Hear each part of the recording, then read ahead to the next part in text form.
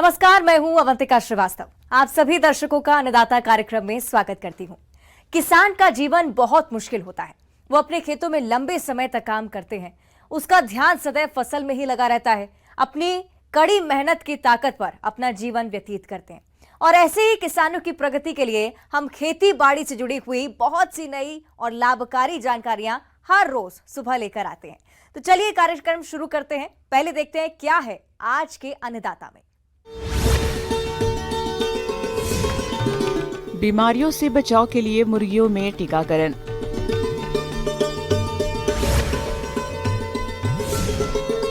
फूलगोभी की फसल में रोगों का नियंत्रण है जरूरी।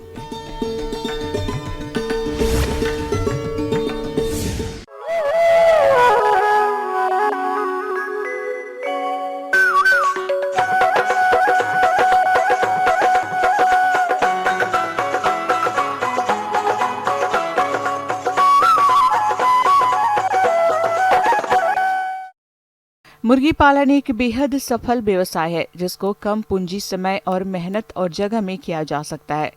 मगर आप इस व्यवसाय को तभी सफल बना सकते हैं जब आप मुर्गियों का रखरखाव अच्छी तरह करेंगे।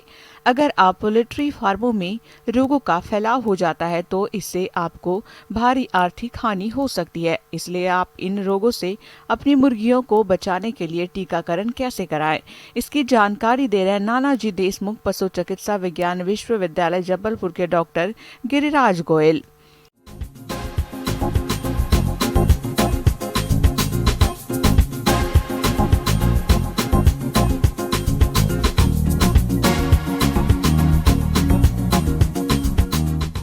वर्तमान में अभी बढ़िया सीजन प्रारंभ होने वाला है। अंडों की बहुत मांग अभी होगी। तो लेकिन इसमें एक बहुत महत्वपूर्ण बात है कि किस प्रकार से आप अपनी बर्ड्स हैं उनके स्वास्थ्य का प्रबंधन करें, जिसमें सबसे महत्वपूर्ण है वैक्सीनेशन, टीकाकरण। क्योंकि एक मूलभूत सिद्धांत है कि बचाव बीमारी के इलाज से ज़्यादा अच्छा होता है। अगर आप किसी भी बीमारी को आने से रोक लेंगे तो आपकी बीमारी मुर्गियों को कोई नुकसान भी नहीं होगा और जो इनके इलाज में जो अनावश्यक रूप से खर्च होने वाला है उससे भी आप बच सकते हैं। मुर्गियों में आने वाली घातक बीमारियों के कारण मुर्गी पालक किसानों को आर्थिक हानि का सामना करना पड़ता है। तो आप इन रोगों से अपनी मुर्गियों को बचाने के लिए टीकाकरण कैसे करें, इसकी समस्त जानकारी कुछ इस तरह से है। वैक्सीनेशन के बारे में बात करें तो सबसे पहले मुर्गियों में जो 1 दिन की उम्र में जो हैचरी से जब बच्चा निकलता है तो मैरेक्स डिसीज नामक एक वैक्सीन लगाई जाती है। अगर आप बाज़ार से चूजा खरीद रहे हैं तो आपको वो हैचरी से प्रजनक जो संस्थाएं हैं वो आपको लगा कर देंगी। जो अगला वैक्सीन लगेगा वो लगेगा रानीखेत का। रानीखेत के B1 स्ट्रेन का इस्तेमाल करना है और इसके देने की उम्र 5 से 7 दिन की उम्र है। और उसमें भी आपको ध्यान रखना है कि वो आँख या नाक, उनमें 1-1 बूंद आप दोनों में डाल दीजिए। उसके बाद में फिर आपको 14 दिन की उम्र में गम्बोरो नामक बीमारी, जिसको IBD भी कहते हैं, उसका टीकाकरण करना है, जो कि पानी में मुर्गियों को देना है। उसके बाद में 21 दिन की उम्र में वापस रानीखेत का बूस्टर डोज लगेगा। जो हमने 5 से 7 दिन में लगाया था वो बूस्टर डोज लासोटा नामक स्ट्रेन इसका बाजार में उपलब्ध है, वो पानी के द्वारा ही दिया जाएगा। उसके बाद में फिर जब 28 दिन की उम्र हो जाएगी चूजों की, तो फिर जो 14 दिन में हमने गम्बोरो का वैक्सीन दिया था उसका बूस्टर डोज 28 दिन में लगेगा, वो भी पानी के द्वारा ही आपको देना होगा। उसके पश्चात अगर हमको मुर्गियों को अंडे उत्पादन के लिए रखना है तो 49 दिन की उम्र में अगर आपके क्षेत्र में फाउल पॉक्स नामक बीमारी रहती है, जिसमें कि चेहरे पे, चोंच पे छोटे छोटे दाने दाने से आ जाते हैं और वो फिर बाद में झड़ जाते हैं, तो फाउल पॉक्स अगर बीमारी आती है तो आपको 49 दिन की उम्र में पंख में थोड़ा सा, पंख के अंदर जहाँ नसें रहती हैं खून की, वहाँ पर थोड़ा सा बिना धार के चाकू से रगड़ के, ताकि खून ना निकले, बस केवल छिलसा जाए, वहाँ पर उसकी 2 बूंद डालनी होती हैं। उसके बाद में फिर आप 56 दिन की उम्र में इसी रानीखेत का R2B नामक वैक्सीन आता है। इसमें थोड़ी तकनीकी आवश्यकता होती है क्योंकि ये वैक्सीन आपको इंट्रामस्कुलर मांस में लगाना होता है। तो लेकिन ये बहुत महत्वपूर्ण वैक्सीन है क्योंकि ये आने वाले पूरे 1 साल के लिए आपको अच्छी इम्यूनिटी देता है। उसके बाद में फिर आपको हर 2 महीने में रानीखेत का लासोटा वैक्सीन ही रिपीट करते रहना पानी में, क्योंकि जो रानीखेत बीमारी है यही सबसे ज़्यादा खतरनाक बीमारी है, यही आपके मुर्गियों को प्रभावित करेगी। किसान भाइयों, मुर्गियों में टीकाकरण करते समय आप कौन कौन सी सावधानियों का ध्यान रखें जिससे कि मुर्गियों के टीकाकरण में किसी भी प्रकार की दिक्कत ना हो, इसकी समस्त जानकारी कुछ इस तरह से है। तो लेकिन इसमें एक बहुत महत्वपूर्ण बात है कि किस प्रकार से आप अपनी बर्ड्स हैं टीकाकरण में जो विशेष कुछ मुख्य बातें हैं, पहले उनकी चर्चा करेंगे। सबसे पहले जब कभी हमको मुर्गियों का टीकाकरण करना होता है तो उसके करीब 1 सप्ताह पहले हमें उनका डिवर्मिंग करनी चाहिए। उसके लिए बाज़ार में जो डिवर्मर एल्बेंडाजोल, फेनमेंडाजोल, आइवरमेक्टिन के सॉल्यूशन के लिक्विड दवाइयाँ उपलब्ध हैं। आप उनको पानी में मिलाकर मुर्गियों को दे दीजिए। उसके उपरांत आप 1 सप्ताह बाद टीके का इस्तेमाल करिए। अच्छा, ये एक बहुत महत्वपूर्ण बात आई, वैक्सीन लगा रहे हैं तो उसमें किसी प्रकार की कोई दवाई नहीं डलेगी, केवल वैक्सीन ही पानी में डलेगा।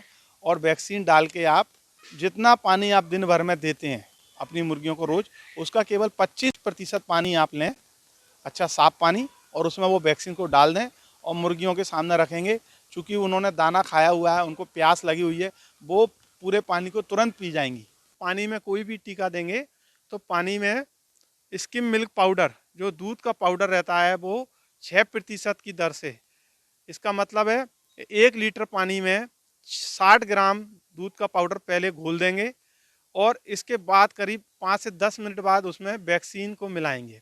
नियमित अंतराल पर निश्चित मात्रा में और उचित रूप से भंडारण किए हुए वैक्सीन का आप उपयोग करें, क्योंकि कई बार किसान भाई वैक्सीन को बर्फ़ में नहीं रखते हैं, जिससे कि उसके अंदर जो जीवाणु रहते हैं वो नष्ट हो जाते हैं और वैक्सीन कोई काम नहीं करती। इसलिए आपको हमेशा कोल्ड चेन मेंटेन करके रखना है और वैक्सीन को सही समय पर उसको पानी में मिलाने के बाद तुरंत इस्तेमाल करने की आवश्यकता होती है।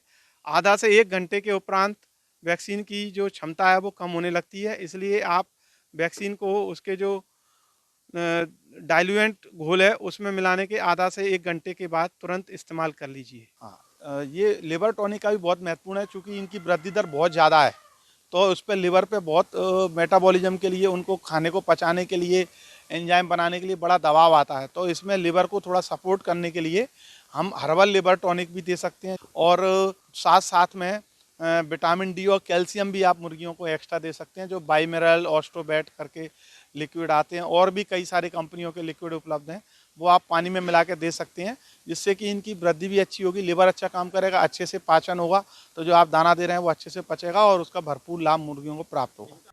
किसान भाइयों, अभी तक आपने खेती से जुड़ी हुई कुछ उपयोगी जानकारियां देखी। अब लेते हैं एक छोटा सा ब्रेक, जल्दी लौटेंगे और कार्यक्रम में आगे भी हैं खेती बाड़ी से जुड़ी महत्वपूर्ण जानकारियां, तो बने रहिए हमारे साथ।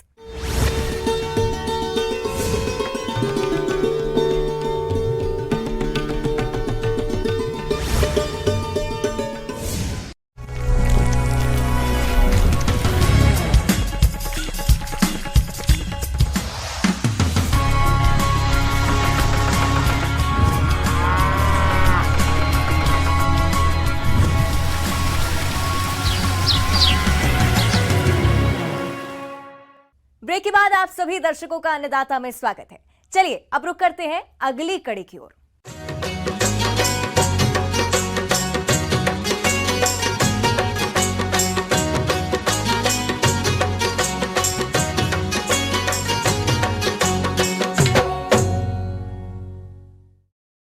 हमारे किसान भाई फूलगोभी की खेती करके अच्छा मुनाफा कमाते हैं। इसी बात को ध्यान में रखते हुए यदि आपने भी इसकी खेती की है तो उस फूलगोभी की फसल में रोगों का प्रकोप देखा जा सकता है। इसलिए आप इनकी पहचान करके नियंत्रण कैसे करें, इसकी समस्त जानकारी दे रहे हैं डॉक्टर आर्यन गुप्ता।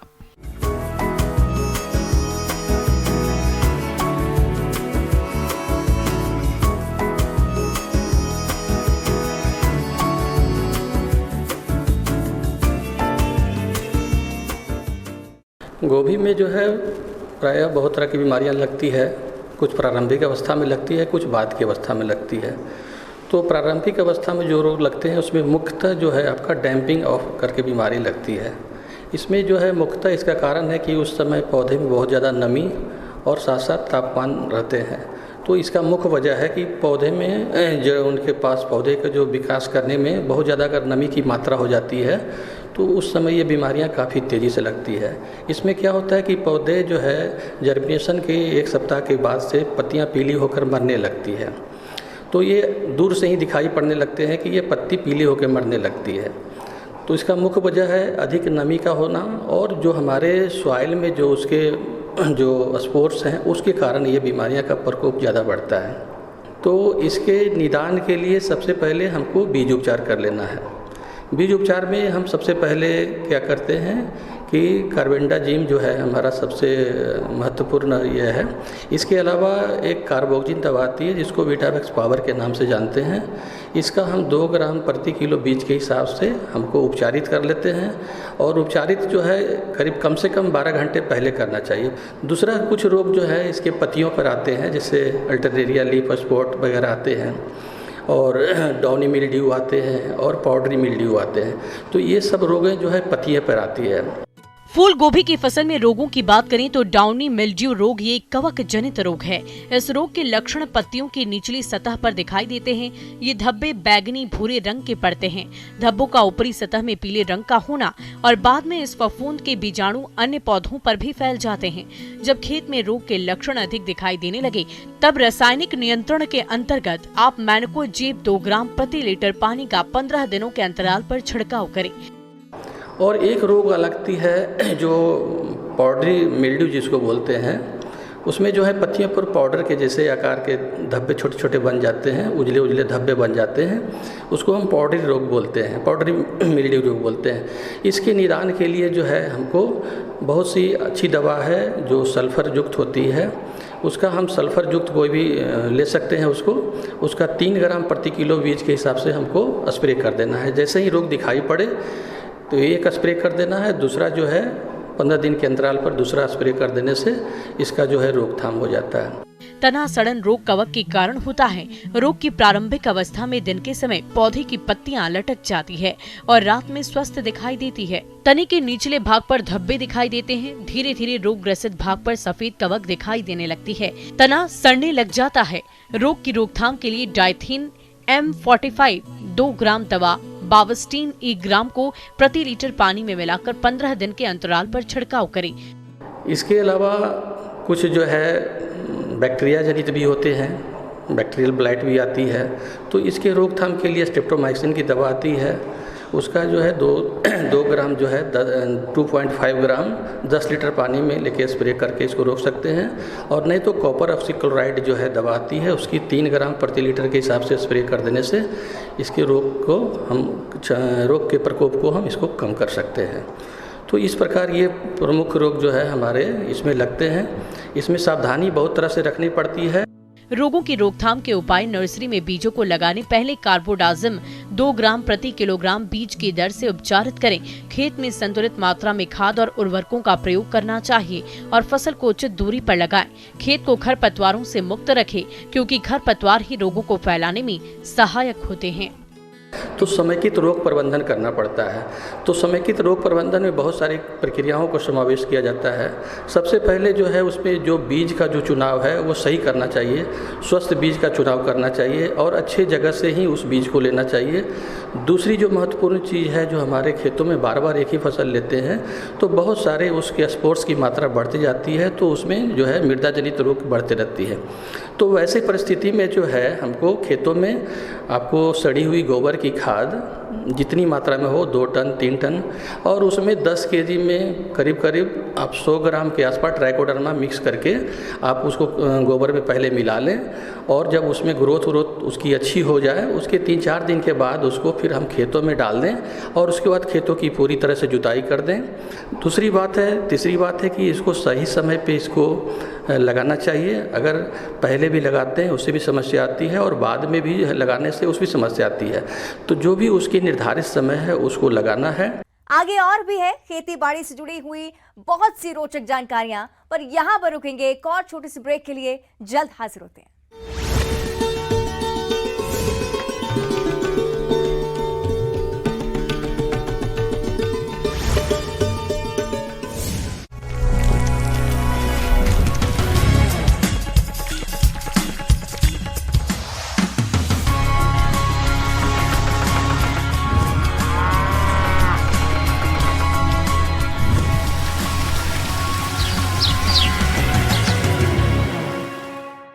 ब्रेक के बाद एक बार फिर से आप सभी दर्शकों का अन्नदाता कार्यक्रम में स्वागत है। बढ़ते हैं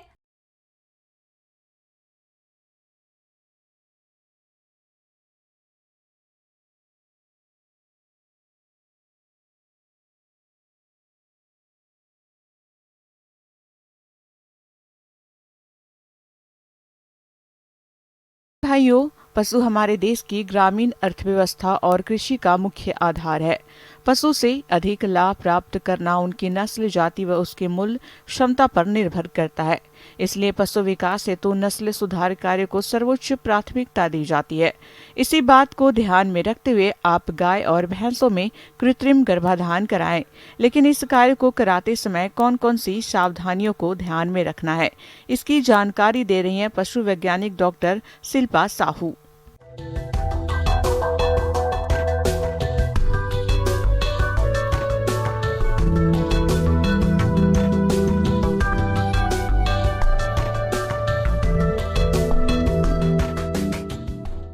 किसी भी तरीके से यदि जानवरों की नस्ल सुधार की जाए तो हम प्रति पशु जो दुग्ध उत्पादन है उसको हम बढ़ावा दे सकते हैं, और जिससे हमारे पशुपालकों की आय में वृद्धि होगी और देश की आय में भी वृद्धि होगी। हम बात करते हैं कि कृत्रिम गर्भाधान करते समय हमें किन किन बातों का विशेष ध्यान रखना चाहिए।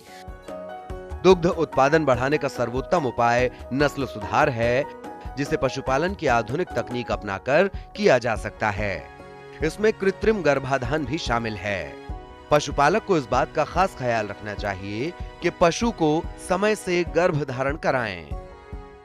सबसे पहले कृत्रिम गर्भाधान करते समय हमें गुदा मार्ग द्वारा फुल हैंड ग्लव्स पहन के या लंबे दस्ताने पहन के हमें गुदा मार्ग में हाथ डाल के परीक्षण करना चाहिए कि मादा के जो जननांग हैं वो उचित अवस्था में गर्मी में हैं या नहीं, या उसके जननांग किस प्रकार से हैं, वो गर्भ धारण कर सकते हैं या नहीं, या उसमें किसी प्रकार का संक्रमण तो नहीं है, और भी अन्य कोई बीमारी तो नहीं है, किसी प्रकार की गांठ या कोई सिस्ट तो नहीं है। इन सब बातों का परीक्षण करना चाहिए। जब हम एआई करने जाते हैं तो सबसे पहले हम जानवर को अच्छी साफ़ सुथरी जगह में सही तरीके से हम जानवर को हैंडल करें। हम अच्छे से जानवर को बंधवा लें, अच्छे से रस्सी लगाकर बांधनी है। फिर उसको जो भी पशुपालक है जिसका जानवर है उसे सामने रहना है, वो अपने जानवर को पुचकारते रहे, सहलाते रहे, हाथ फेरते रहे। जो एआई के सारे जो उपकरण हैं, एआई गन, एआई शीट, सीमेन स्ट्रॉ, लंबे दस्ताने, लुब्रिकेशन, ये गम बूट्स, पर्सनल प्रोटेक्टिव इक्विपमेंट्स जो भी हैं, हमें सारी जो उपकरण है वो साफ और स्वच्छ होने चाहिए। कृत्रिम गर्भाधान कराते समय कई सावधानियां बरतने की जरूरत होती है। ये सुनिश्चित कर लें कि मादा ऋतु चक्र में हो। कृत्रिम गर्भाधान करने से पहले गन को अच्छी तरह से लाल दवाई से धोकर साफ कर लें। वीर्य को गर्भाशय द्वार के अंदर ही छोड़ें। गन प्रवेश कराते समय ध्यान रखें कि ये गर्भाशय हॉर्न तक ना पहुंचे। गर्भाधान के लिए कम से कम 10 से 12 मिलियन सक्रिय शुक्राणु जरूरी होते हैं। कृत्रिम गर्भाधान प्रशिक्षित तकनीशियन या पशु चिकित्सक से ही करवाएं। जो भी पर्सन है जो एआई करने आया है वो स्किल्ड होना चाहिए, यानी उसे कृत्रिम गर्भाधान का उचित ज्ञान होना चाहिए। बात करते हैं सीमेन स्ट्रॉ की, जिसे हम कृत्रिम गर्भाधान में के थ्रू हम जो बीज डलवाने वाले हैं, जो हम कृत्रिम गर्भाधान में जिस भी नस्ल का हम बीज या सीमेन करवाने वाले हैं उसमें कोल्ड चेन मेंटेन होनी चाहिए प्रॉपर। तो जो भी हमें ध्यान रखना चाहिए कि हम जिसे भी बुला रहे हैं उनके पास लिक्विड नाइट्रोजन का कंटेनर या ये सारी चीज़, सारे उपकरण उपलब्ध हों उनके पास। और हमें जब हम स्ट्रॉ को लिक्विड नाइट्रोजन के कंटेनर से निकालते हैं तो हमें जब हम उसकी थॉइंग करते हैं या जब हम द्रवीकरण करते हैं तो जो पानी का तापमान है वो 37 डिग्री सेंटीग्रेड होना चाहिए, और 30 सेकंड के लिए ही हमें स्ट्रॉ को उस पानी में डालनी चाहिए। और उसके बाद स्ट्रॉ को निकालकर हमें मलमल के या कॉटन के कपड़े से हमें अच्छी तरीके से पोंछना चाहिए। फिर हमें उसके जो फैक्ट्री एंड है गन की टिप पे हमें फैक्ट्री एंड लगाना चाहिए। फिर पिस्टन पीछे करके हमें जो प्रयोगशाला छोर है उससे स्ट्रॉ को कट करनी चाहिए। उसके बाद शीट कवर लगाना चाहिए और फिर हमें हल्का सा देखना चाहिए गन कहीं अटक तो नहीं रही है। हमें शीट से गन लॉक कर देनी है। उसके बाद गन को हमें कहीं भी नहीं रखना है। गन एकदम स्टेरिलाइज, साफ, स्वच्छ होनी चाहिए। एआई करने के पूर्व मादा का जो योनि द्वार है हमें उससे अच्छे से साफ करना है, कपड़े से पोंछना है, नीचे से ऊपर की तरफ पोंछना है और फिर हमें एआई करनी है और जो सीमेन है उसको हमें सही जगह पे डिपॉजिट करना है ताकि हमारा जो जानवर है उसमें जो कंसेप्शन के जो चांसेस हैं वो मैक्सिमम से मैक्सिमम रहें।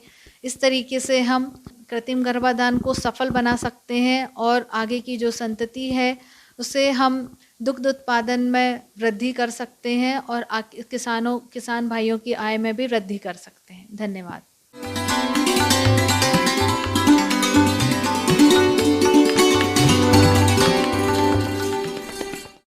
अन्नदाता हेल्पलाइन निशुल्क फोन संपर्क सेवा के माध्यम से आपके द्वारा पूछे गए प्रश्नों में से एक या दो महत्वपूर्ण प्रश्न को हम अपने कार्यक्रम में शामिल करते हैं।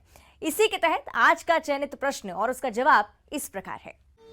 अन्नदाता निशुल्क फोन संपर्क सेवा के माध्यम से पूछे गए प्रश्नों में से आज हमने जिस प्रश्न को कार्यक्रम में शामिल किया है उसे पूछा है ग्राम खमरिया, जिला रतलाम के कृषक मिलन पटेल ने। ये सहजन की खेती के बारे में जानकारी चाहते हैं। तो मिलन पटेल जी, आपकी जानकारी के लिए प्रस्तुत है कार्यक्रम का ये अंश।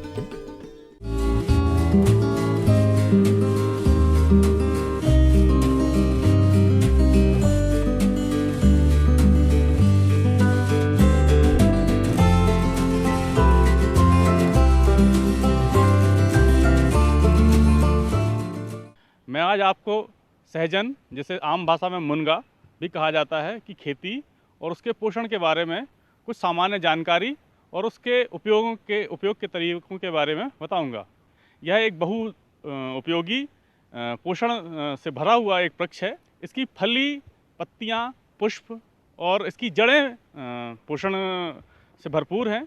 इसमें प्रोटीन प्रचुर मात्रा में होता है। इसमें कैल्शियम, फास्फोरस और अन्य तत्व जैसे बीटा कैरोटीन और विभिन्न प्रकार के तत्व पाए जाते हैं, जिनसे शरीर में भिन्न भिन्न रोगों की रोकथाम होती है। प्रजातियों का जो चयन है वो बड़ा महत्वपूर्ण है। किसी भी फसल की उत्पादन में प्रजाति है उसका उपयोग अलग अलग प्रकार की उपयोगिता के हिसाब से किया जाता है। कि जैसे अगर हमें हाई डेंसिटी, मतलब जिसको कहते हैं सघन उत्पादन लेना है, तो PKM1 एक बहुत अच्छी प्रजाति है। दूरी के लिए लेने के लिए PKM2 और PKM3 बहुत उम्दा प्रजाति हैं। इसके अलावा ज्योति 1, ज्योति 2 नाम की 2 वैरायटियाँ हैं जिनका उपयोग बहुत अच्छे से किया जा सकता है। सहजन की खेती पत्तियों और फलियों के लिए की जाती है, जिसमें फलियों का प्रयोग सब्जी और बीज उत्पादन के लिए किया जाता है और इसकी पत्तियों को सुखाकर औषधियों में प्रयोग में लिया जाता है। सहजन की खेती की सबसे बड़ी बात यह है कि सूखे की स्थिति में कम से कम पानी में भी जिंदा रह सकता है और कम गुणवत्ता वाली मिट्टी में भी ये पौधा लग जाता है। सहजन की खेती करने के लिए दोमट मिट्टी सबसे अच्छी होती है।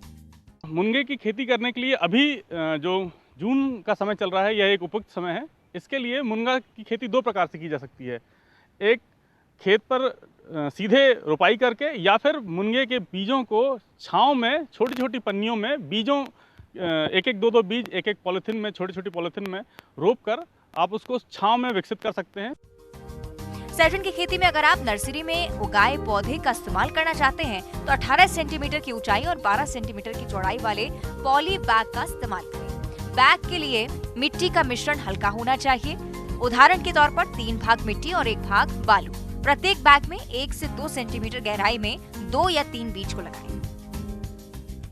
और फिर बरसात आने पर आप उनको गड्ढों के द्वारा खेत में रोप सकते हैं या मेड़ पे रोप सकते हैं, या जहां आपके पास जमीन हो आप कम पौधे रोप सकते हैं, घर के उपयोग के हिसाब से रोप सकते हैं।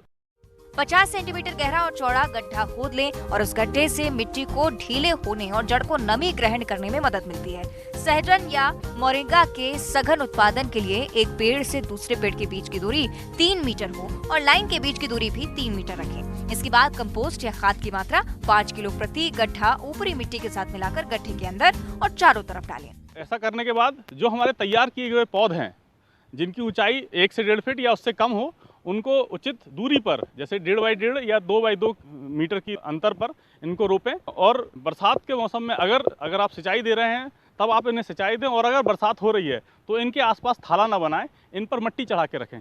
मुनगे का पौधा 6 माह में फली देना शुरू कर देगा। पहले साल एक पौधे पर अगर अच्छी पैदावार हुई तो करीब 250 फलियां लगती हैं और इनकी लंबाई 2 फीट और वजन 100 ग्राम तक होता है। जिससे बहुत अच्छी क्वालिटी के बीज और अच्छी क्वालिटी के पत्ते प्राप्त होते हैं, क्योंकि इसके पत्ते भी बहुत पोषक होते हैं और इसके पत्तों को हमें जैसे हम चने की भाजी खाते हैं उस रूप से हम खा सकते हैं।